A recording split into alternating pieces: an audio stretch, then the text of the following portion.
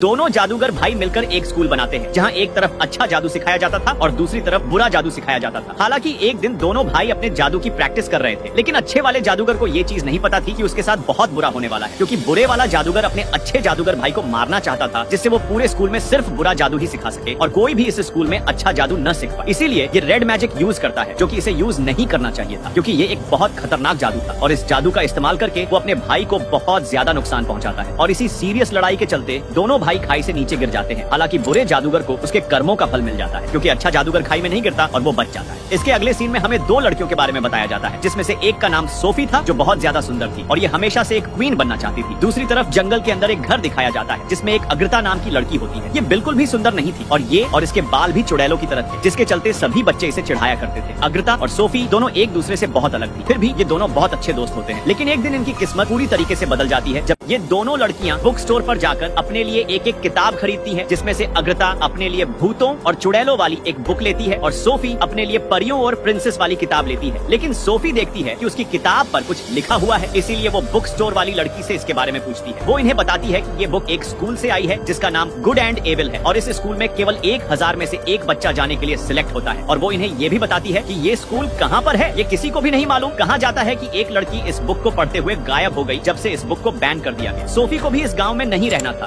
क्योंकि वो इस गांव से बहुत परेशान हो गई थी। इसलिए सोफी एक पेपर पर अपनी इच्छा लिखती है कि उसे इस गांव से काफी दूर जाना है और उस लेटर को एक जादुई पेड़ पर छोड़ देती है, जो सबकी इच्छाएं पूरी करता है। क्योंकि सोफी को कैसे भी करके उस गुड एंड डेविल वाले स्कूल में एडमिशन चाहिए था। और जैसे ही रात होती है, सोफी अपनी दोस्त अग्रता को लेकर उस पेड़ के पास पहुंच जाती है और तभी इनको वहाँ पर अजीब अजीब आवाजें सुनाई देने लगी। इससे पहले ये दोनों कुछ समझ पाती, तभी अगले ही पल वहाँ पर एक हड्डी से बना हुआ ईगल आता है, जो दोनों को उठाकर अपने साथ हड्डी से बना हुआ एक बहुत बड़ा बाज दोनों लड़कियों को पकड़कर उस स्कूल में ले आता है और सोफी को तो बुरे स्कूल में, वही अग्रता को अच्छे स्कूल में छोड़ देता है। सोफी वहाँ के गार्ड को समझाती है कि मैं गलती से यहाँ पर आ गई हूँ, मुझे तो अच्छाई वाले स्कूल में जाना था। दूसरी तरफ अग्रता फूलों में गिरती है, जहाँ पर उसका वेलकम करने के लिए कुछ परियां खड़ी थी और उन्हीं में से एक परी को अग्रता की ब्लैक ड्रेस देखकर गुस्सा आ जाता है और वो उससे बोलती है कि तुम किस गाँव से लाई गई हो, तुम्हें तो बुराई के स्कूल में होना चाहिए था। तभी अग्रता कहती है कि तुम बिल्कुल सही कह रही हो, मैं एक डायन हूँ और मुझे तो बुराई वाले स्कूल में जाना था, जबकि मेरी दोस्त को बुराई वाले स्कूल में भेज दिया गया है, जो अच्छाई वाले स्कूल में आना चाहती थी। दूसरी तरफ सोफी एक लड़के से मिलती है, जिसका नाम हॉट है। वो पहली नजर में ही सोफी को पसंद करने लग जाता है, जबकि सोफी का उसमें कोई भी इंटरेस्ट नहीं है। इसलिए वो उसे इग्नोर करते हुए स्कूल की क्लास टीचर से मिलती और वो उससे कहती है कि मुझे यहाँ नहीं होना चाहिए था, मुझे तो अच्छाई वाले स्कूल में जाना है। लेकिन वो टीचर उसे ये कहते हुए मना कर देती है कि हमारा पक्षी कभी भी गलती नहीं करता। और अगले ही पल अग्रता को इस स्कूल का एक ऐसा सीक्रेट पता चल जाता है, जिसे सुनकर उसे समझ में आ जाता है कि अगर सोफी को यहाँ से नहीं निकाला गया तो उसकी जान को खतरा है। Subscribe for next part.